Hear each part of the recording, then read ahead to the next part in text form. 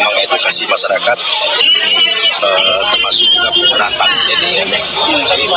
Ada sekarang sekitar 187 yang divaksin, dan mudah-mudahan ini akan merasa nyaman kepada anggota kita di lapangan dalam rangka pelaksanaan tugas, terutama mengedukasi protokol kesehatan. Tidak ada, karena semua Pol PP ini malah kurang kita kan.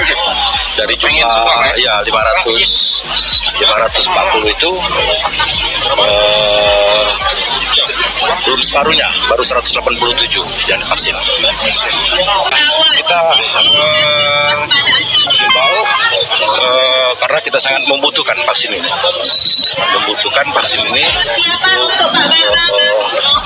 Dilakukan vaksin di Pol PP ini. Prosesnya kapan? Masih menunggu. Karena kotanya mungkin dibagi ke warga masyarakat. Yang jelas kita perdana OPD yang pertama melakukan vaksinasi di Kota Palembang Satpol PP.